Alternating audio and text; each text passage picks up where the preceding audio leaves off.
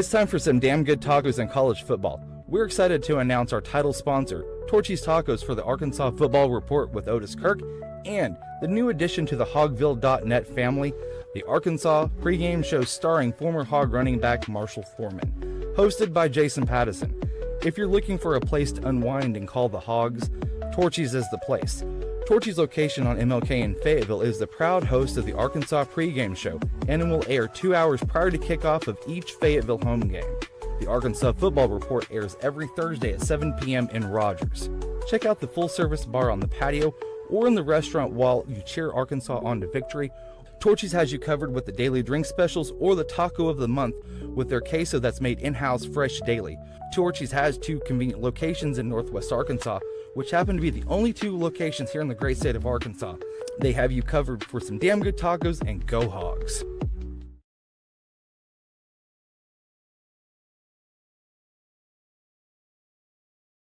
Everybody, welcome to the Thursday night, March 6th edition of the Arkansas Football Report with Otis, Kirk.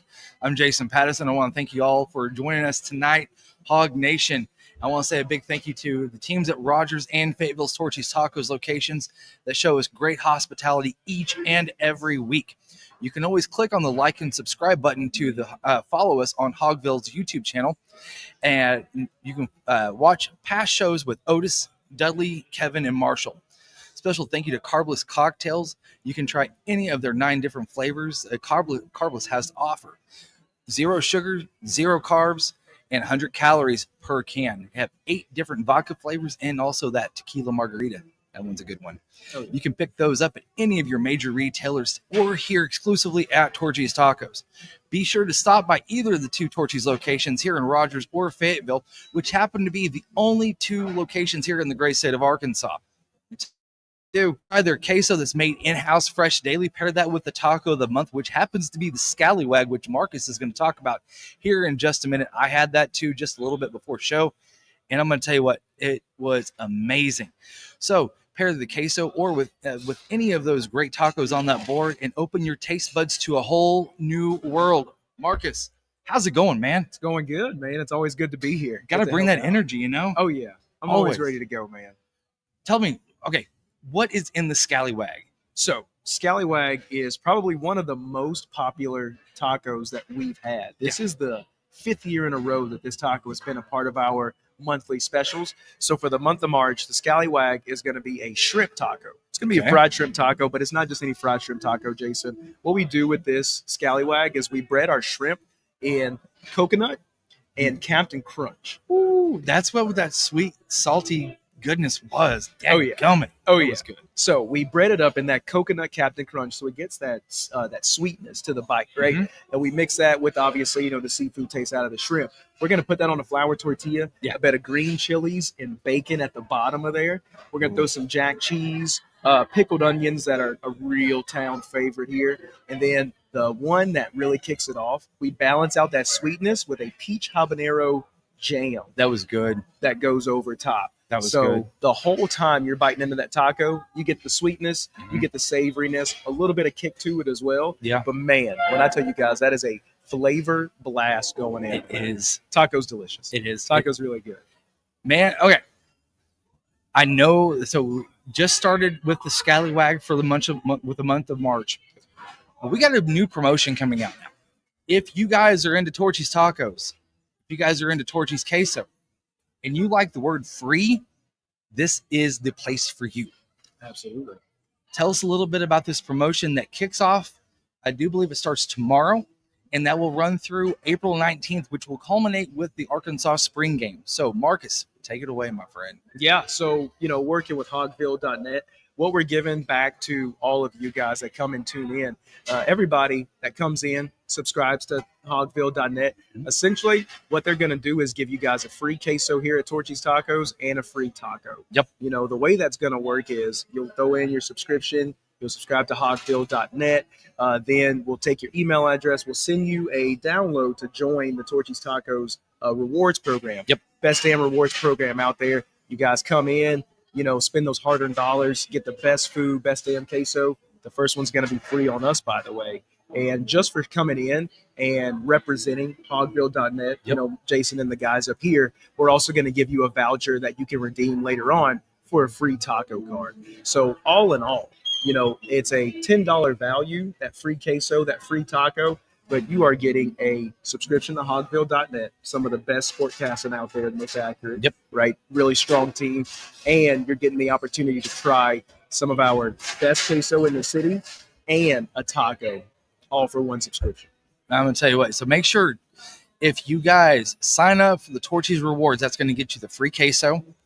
Also, there's going to be a thread on Hogville's forum under Monday Morning Quarterback, which is wildly popular. Go in there and throw that email in as well. We'll get you taken care of with that QR code, or you can just go on to Torchy's website itself and sign up and get the free queso that way. And also make sure to mention Hogville at the register, and that will get you the free taco. So free taco, free queso. In this economy, that's a pretty damn good deal. Yeah, we don't pass these things out that often, but that free taco card right there, Yahtzee. Going to everybody that comes in representing Hogville.net.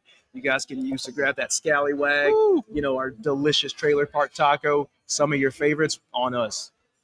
Man, it's been a lot of fun. It's been a couple weeks since we've been up here, too. It has been a minute. I've missed you. I'm not going to lie. I know. Showing Fayetteville a lot of love. I'm not jealous, you know. I know. It's kind of breaking my heart a little bit. Yeah. But I'm going to say, I mean, Jonathan takes care of us, too. He does a good job down there. Great job down there. Killer job. Great operator. All right, y'all. We will be back here in just a second. And whenever we come back, we'll have Otis. He'll be live, ready to go. And had Sam Pittman finally, for the first time in 2 months, in front of a press conference. And so we'll be back here in just a moment. Y'all, it's time for some damn good tacos in college football. We're excited to announce our title sponsor, Torchys Tacos, for the Arkansas Football Report with Otis Kirk, and the new addition to the Hogville.net family, the Arkansas pregame show starring former Hog running back Marshall Foreman, hosted by Jason Pattison. If you're looking for a place to unwind and call the Hogs, Torchys is the place. Torchys' location on MLK in Fayetteville is the proud host of the Arkansas pregame show, and it will air 2 hours prior to kickoff of each Fayetteville home game. The Arkansas Football Report airs every Thursday at 7 p.m. in Rogers. Check out the full-service bar on the patio or in the restaurant while you cheer Arkansas on to victory. Torchys has you covered with the daily drink specials or the taco of the month with their queso that's made in-house fresh daily. Torchys has 2 convenient locations in Northwest Arkansas, which happen to be the only 2 locations here in the great state of Arkansas. They have you covered for some damn good tacos, and go Hogs.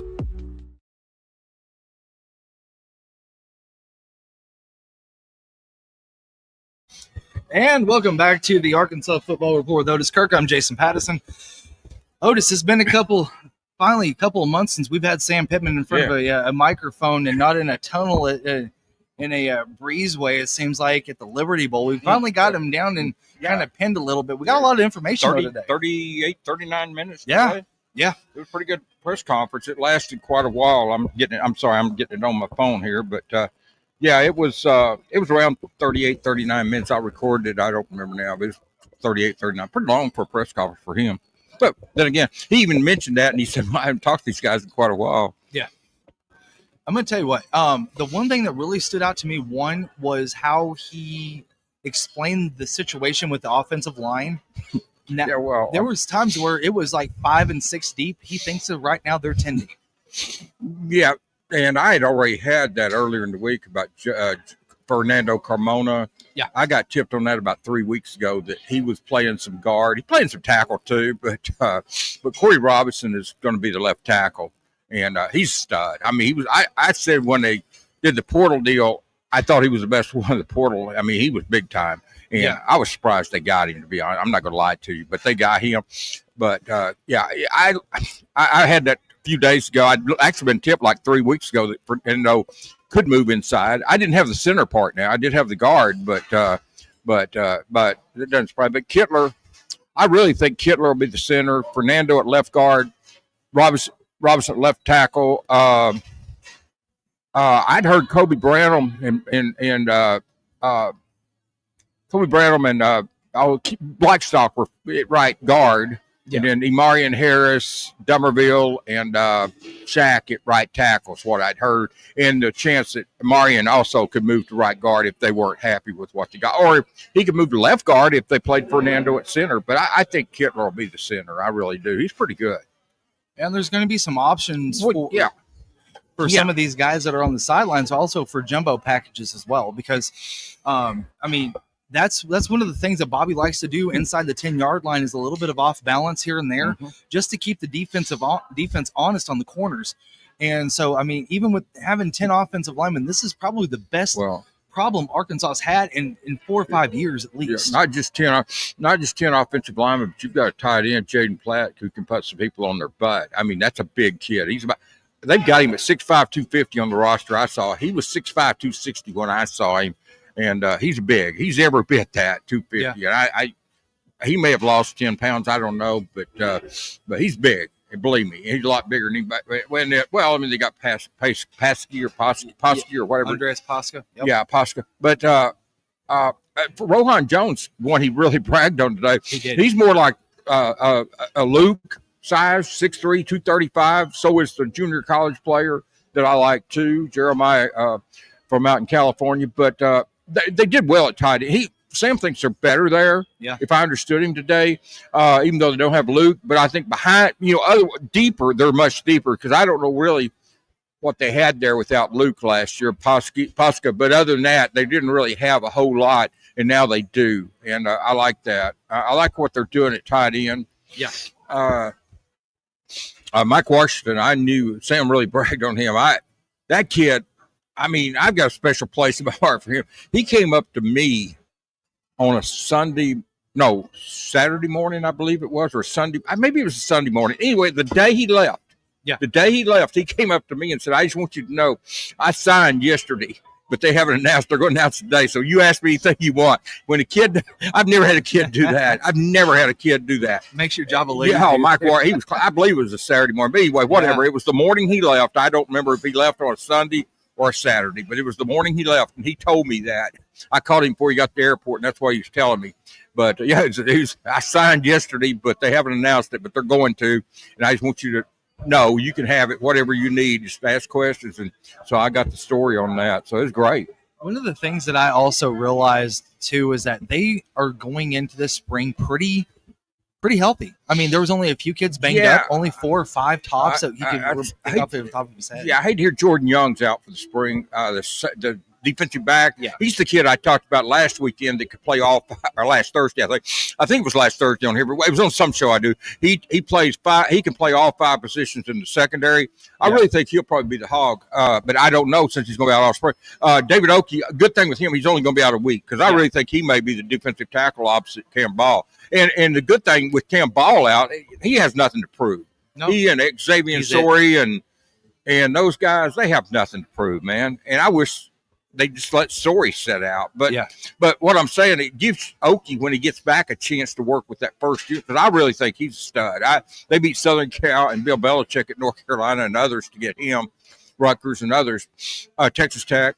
But I like David Oakey a lot. I know he came from Abilene Christian. I don't care about that. Those guys, they've got guys in the NFL probably. I like him. Those were the 2 injury. The safety, the freshman safety. Jordan Young. No, the freshman. The other guy, the kid from Alabama. I can't think of his name. I'm sorry, but he wasn't going to. Probably not going to play anyway, being a freshman. Yeah. But no, Jordan Young, I hate to see, and Oakey. Well, Oakey, I did. It was good. He's only about a week. I'm talking about Tosh Overton. He's going to be good.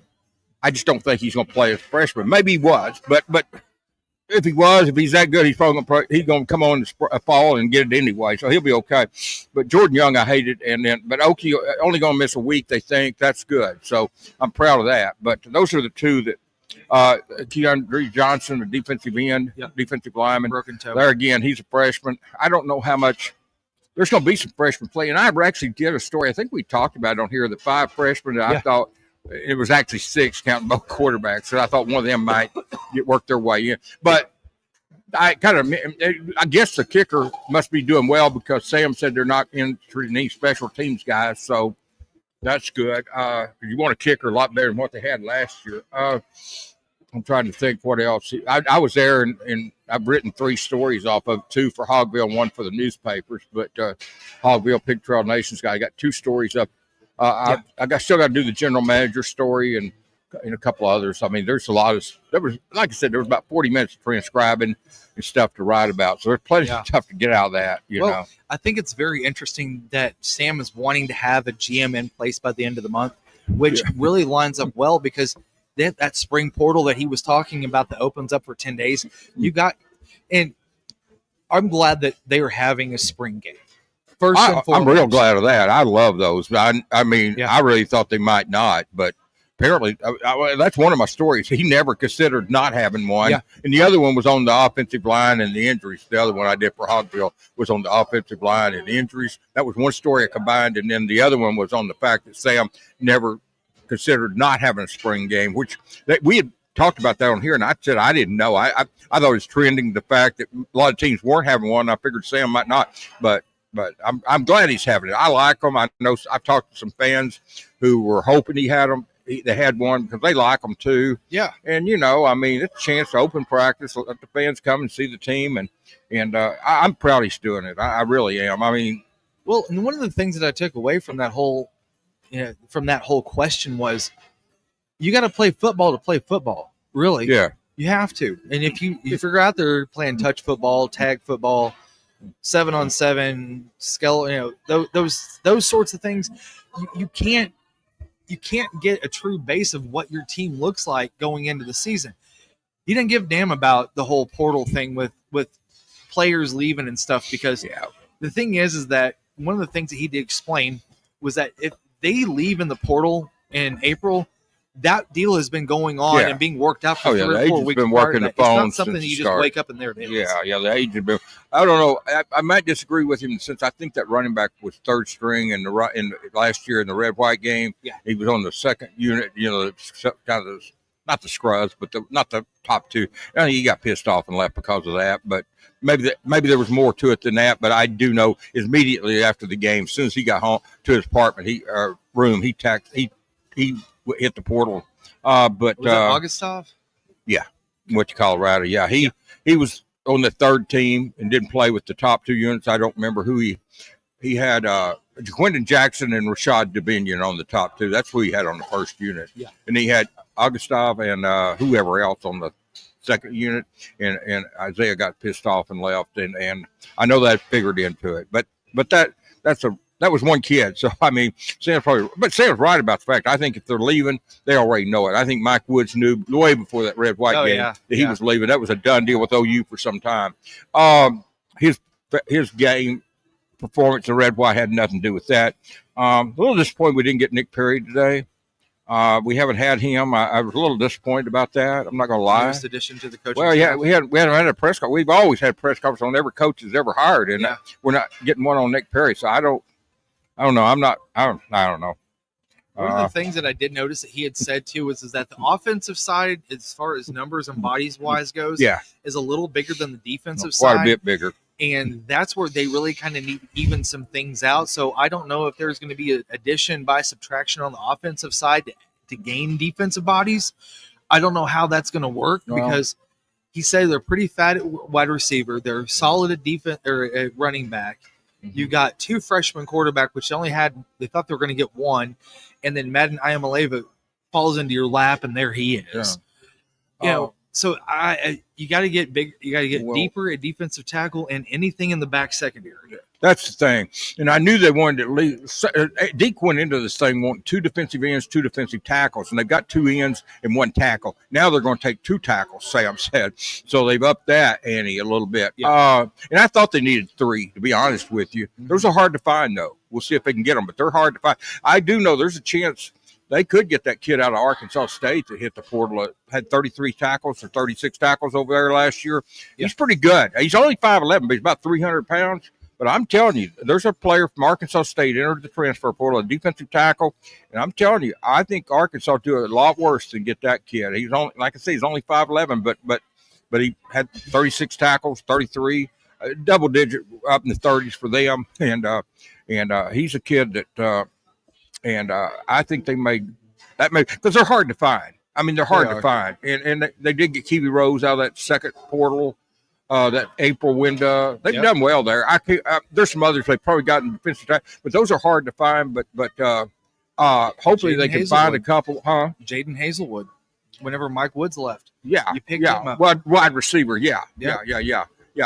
wide receiver. But I was thinking more defensive tackle. But they've gotten quite a few out of that spring deal. But it's it's going to be interesting to see what they do. They're hard to find. Defensive tackles are who can play at this level and in the portal, and everybody wants them when they go in there. Everybody wants them, but fortunately, Arkansas has David Oki, who's going to be outstanding, I predict, and they'll get a couple more. And then on the back end,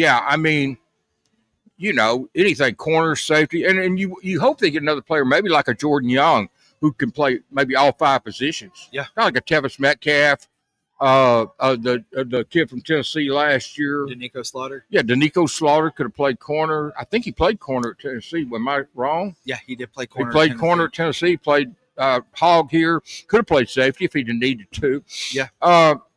Tevis could play. He's going to play cornerback at Michigan. Yeah. He was a hog here. But hope you can get a couple of 2 or 3 defensive backs, but hope you can get 1 or 2 that's pretty versatile that can bounce around, and because they need everything. But I was pleased he mentioned Kenai Walker as a leader. Yeah, I love that kid. They gave him 6'2", 204 on the roster. He's ever bit that. I mean, he's one of the biggest cornerbacks I've ever seen, guys. That's legit size. That's not high. Selman Bridges is a pretty big dude too. Selman Bridges is a big dude, but he's not as thick as he's not as old either as Kenai is. Kenai's older.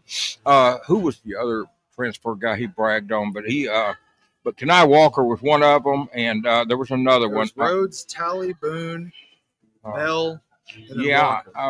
Hold on, I've got it right here. There's a lot of stuff to write out of that, man. There's a lot, and I'm gonna tell you, a guy's gonna surprise some people. Oh, Caleb Wooden, and that's not a shock. When he came in from Auburn on his visit, I talked to him for a long time. Caleb is a very, very, very good talker. The media's gonna love him because when he comes in that room, he's a great talker, man. Caleb Wooden. It does not surprise me that he named him a leader. He and Kenai Walker both were just outstanding. I mean, they would talk for an hour if I'd have talked to them. Both of them. And so I can see why they're leaders. Mike Washington talked great to me, but I guess Sam says quiet, but he was great that morning with me, but maybe, I can see, but that's a big kid too, Mike Washington is.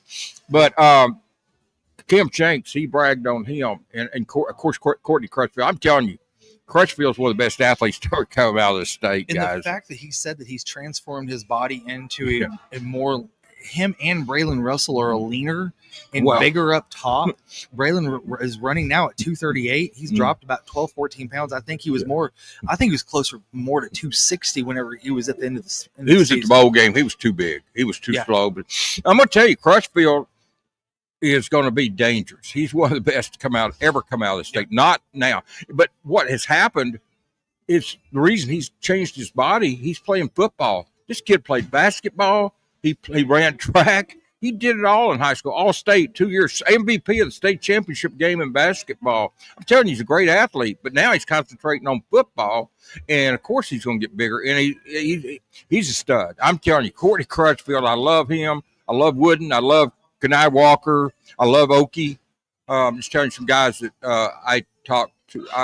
Cam Shanks. I'm surprised he said Cam Shanks leader because he was super quiet, man. Yeah, you had to really listen to hear what he said, and he didn't talk that much. But I'll tell you what, now he's a player. We saw him against Arkansas. He had a 15-yard touchdown catch.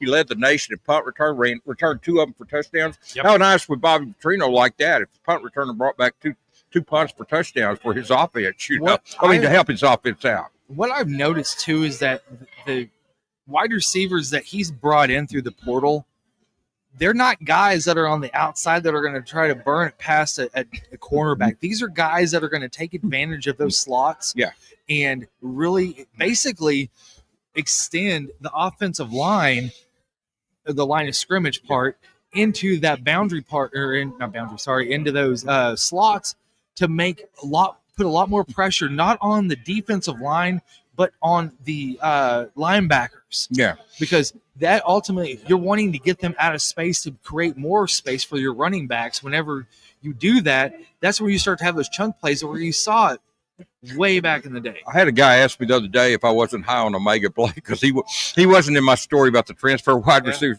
Guys, that was me overlooking him. I just overlooked him on the roster, forgot. It's been a while since we did it before. No, I love Omega Blake. He's one of the top 5. Oh, yeah. No, he's big time. He's played in the SEC. No, I wouldn't leave him out anyway, even if I wasn't high on him. But, no, I love Omega Blake. I like Crutchfield better than any of the receivers, but I love Blake. I didn't know that much about the kid from Stanford. I know he's super strong, very nice, polite. Well, he's obviously a very smart kid. Yep. From Denver. My son lives in Denver, and we talked about that. Had a nice conversation with him. Very polite, very mannered, very smart, as you would expect coming from Stanford. I like Shanks a lot. I just like him. I know some people weren't that high on him, but I don't know why. He's great. He's worth his scholarship as a punt returner, and he can catch the football. But no, I left Omega Blake out by accident. It was just strictly an oversight on my part. I looked at the roster. I had the roster out and going down, and I just missed him. But no, it had nothing to do with me not being high on the kid. I'm extremely high on him. So, and the other one was the fifth one was the kid from Missouri State, Fresno State, which I'm not surprised they talked about him being a leader. Raylan Sharp is a big time. It was interesting that he was a quarterback at Allen High School, and he went to Houston on track, and Fouch and Petrino knew about him from recruiting. They got him to transfer to Missouri State and play wide receiver. But he was a quarterback at Allen High School. That's the most Bobby Petrino story, I swear. Yeah, and the kid, I shouldn't say this, but I'm pretty sure he's got some kind of either shoe or clothing line. Bobby was telling me that. Bobby Petrino was telling me about that, and and I don't remember if it was shoes or clothing. And I may be mistaken, but I don't think I am. I'm pretty sure it was Raylan that did that. Yeah, I think it is clothing. He has Raylan Sharp. Yeah, he is I'm not surprised he's a leader because he talked. He would have talked for an hour. He and Caleb Wooden and Kenai Walker would have talked for an hour. I think Kenai's fiance, girlfriend, wife, whatever she is, got tired of him talking, wanted to go, and he was still talking. But he's a great kid. He's big, man. I thought he was a safety or a linebacker when he walked in. And he said, no, I'm a cornerback. And I said, good God, they don't grow on trees. It looks like him. So that's a good pick. They did well in the portal. They really did. I'm not hyping it up, trying to please people or say stuff I don't believe. I'm going to tell you, they did. But they've done well in the portal pretty much every year. They have. Yeah. I mean, getting Shaq and think about their high school class in 2024. If they had gotten Shaq, McCroy, and Courtney Crutchfield, 2 4-stars, it would have been a completely different aspect of that class, Jason. Well, and I also noticed that Sam had said that, whenever McCrory came in, his priorities are different now than what they were a year ago. Well, and I think that's what you get whenever you have a freshman that transfers out of high school. Or let me rephrase that: you have a high school senior that transfers after a freshman year. And I know that there's a lot of strides that those players make, but whenever you get 4 offensive linemen, the 3 of them are probably going to start, maybe even 4 if that happens. Yeah. That's where that Sam's making strides, and now you have. He doesn't worry. One thing that I really kind of took away from this whole entire press conference this afternoon was that he's not worried about the offense. He is not worried about the scoring. He is worried about how much they're going to give up on defense. Yeah, well, that's what they got to work on. Yeah, I like the fact, too, that McCroy and Courtney are redshirt freshmen. They've got 4 more years to play. I like some of the older guys like Kenai and those guys, that have a year is all they've got. You've got to get some of those. But I do like sometimes in the portal when you get a guy that's got a little bit more eligibility, like a Cormona, like a Taylor Green, that not just here for 1 year. And those guys have got – that doesn't mean they can't leave Arkansas and transfer somewhere else. That's always on the table. But I'm just saying it's nice to get some younger players out of the transfer portal too, and not just all 1 year – I'm not going to call them rentals because some of their best players are 1 year guys, but But I do like to see a Cremona for the second year, Taylor Green for second, because I remember junior college recruiting, Jason, how much the second year a junior college kid was here, how much better he was. Yeah. And it's different with Portal, I get that, but it's still to a degree. It holds. I think the second year, which is like Sam talked today, how much better Bobby's offense was the second year he was at Arkansas compared to the first. I just think you're more familiar with the area. I think you get better in the second year, no matter player, coach, or what. I just think you're better that second year. You are. Sam's second year, he went 9-4. That didn't hurt. He had all them seniors from the COVID deal. Didn't hurt, all of them. But I'm just saying, that was his best year, his second year. A lot of times your second year is better. And that's why I like to see the guys like this got a little bit more eligibility, like a Courtney Crutchfield and it slows down Jack. For him that second year in the SEC. And that's why they make those strides. Honestly, I really believe that. Caden Kittler's got a couple or 3 years left, too. I believe he's got 2. He's not a senior. So I like that. I like that they got some guys, some older guys. You get Corey Robinson, you take him. If he's got 1 game left, you take Corey Robinson. But Jaden Platt's got 3 years, I think, left, or 2. He's got more time. So they kind of did a mixture there, and that's good. And so you get Platt, you get, you get those guys that's got some extra eligibility. Courtney, and I'm highest on Courtney. I've been high on him since he was in the 8th or 9th grade. Whenever it was, I saw him at Benton. It was 7-on-7 on a Sunday afternoon. I saw the kid, and I pulled up. I get out, and I'm watching him. I knew it was an Arkansas team. I didn't know who he was. First thing he did, he picked off a pass. It was late in the game. I got there a little late. He picked off a pass. It was their first game, but I got there towards the end. He picked off a pass. They get on the offense. He catches the winning touchdown.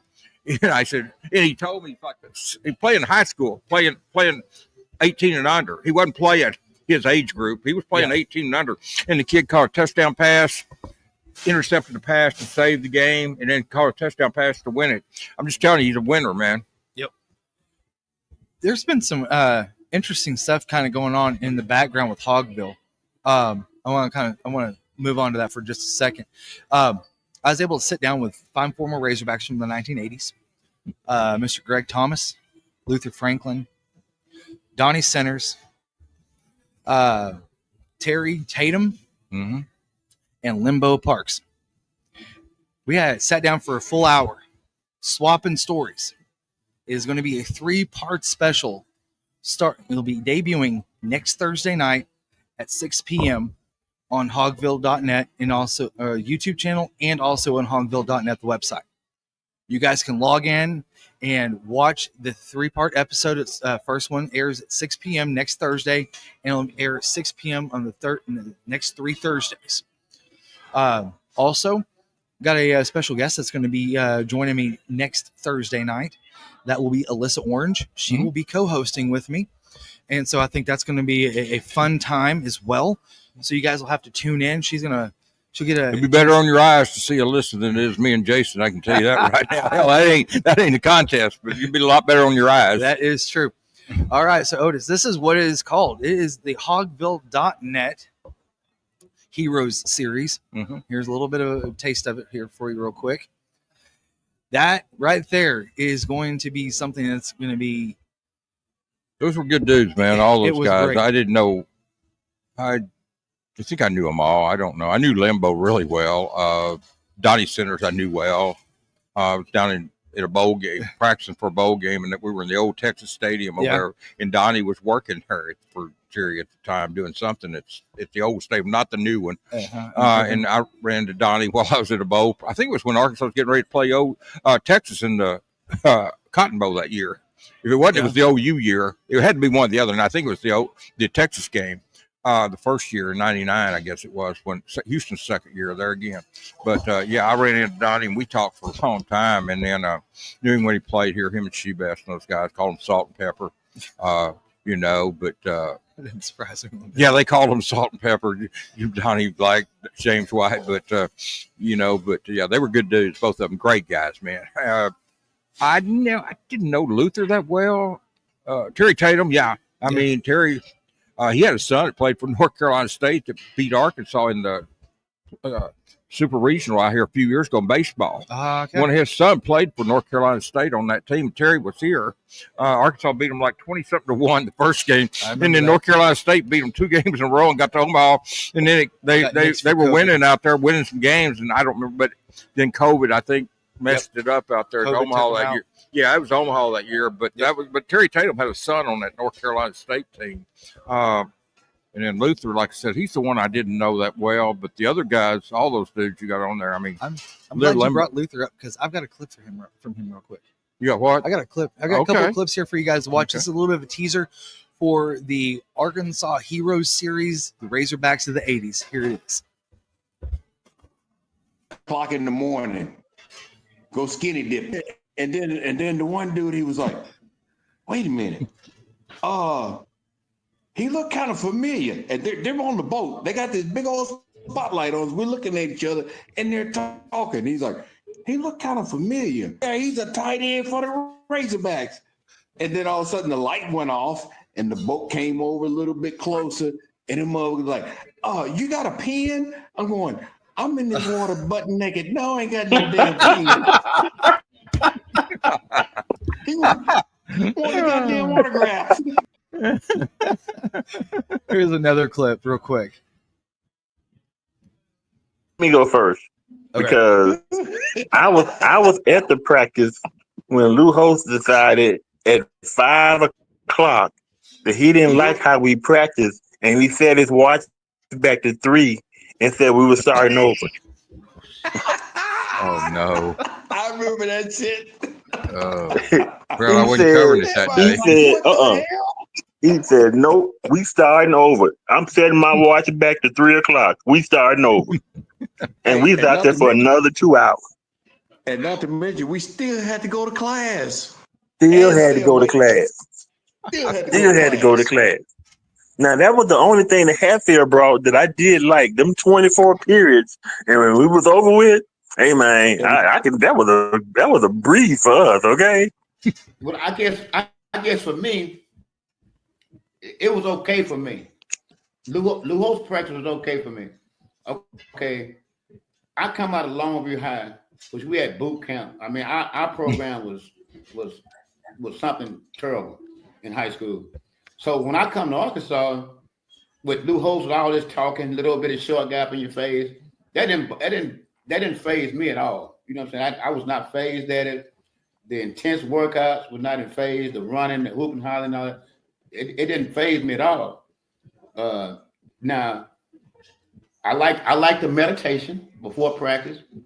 You know, you lay down on your back and he walk around and talk about you can't feel your arms. Oh yeah, I forgot about that. I was going straight to sleep. Me too. But once at 15 minutes, but once you come to, I was so relaxed and so ready to go. You know what I'm saying? So his practices was really nothing to me. It was just another day in the neighborhood. All right, and this last one's Limbo Parks here. Question for you. Who was the first person that you wrestled when you got on campus? Oh, I know. Raven wants to try me. I believe Raven. It was Raven. Raven Caldwell. It was Raven Caldwell, and it was like my first meeting with Limbo, and Raven Caldwell said, "You don't know how to wrestle. And before he got that last wrestle out of his mouth, Limbo had flipped him over. He was laying on the ground. I said, "Yeah, that's my lineman right there."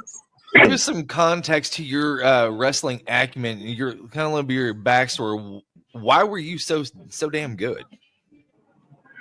Hell, because when I was in the 7th and 8th grade, they took me up there to wrestle all the seniors, and my brother and everybody else beat the hell out of me. And my brother drugged my ass to all them damn freestyle mats where I got putting pretzels and shit when I was 14 and 13 years old. That's why. Oh man, those are just a couple of clips from that interview that we did last week, and so again, it'll air next Thursday night. First part will be it's a 21-minute, 3-part series, each part 21 minutes anyway, and so you guys can watch those live, or not live, sorry, those clips on YouTube, Hogville YouTube, and also on Hogville.net. So, Otis, get ready for it. It's going to be a lot of fun. There's a lot of wild stories in there too. I bet there is. Like I said, I know those guys, and didn't know Luther that well, but the rest of them I knew pretty well, and knew Donnie and Limbo probably the best of the group, but knew all of them. But like I said, but yeah, those great guys and hellacious players, man. I mean, solid players, all of them. I don't know if any of them was great, but they were damn near great, but they were very good, above average, way above average, and maybe great. I don't know. I mean, they played for the Hogs and held their own and won a lot of games, man. Yeah. So I mean, so yeah, I guess whatever definition of great, but they probably were. Yeah, be sure to be on the lookout for that. Again, the first episode will drop at 6 p.m. next Thursday evening. Then Alyssa Orange will be co-hosting with me at 7 p.m. At Torchys in Fayetteville. So be sure to tune in with that. Also, if you guys want to stop by, make sure to sign up on the Torchys website to get your free queso. Come up, get that free taco as well.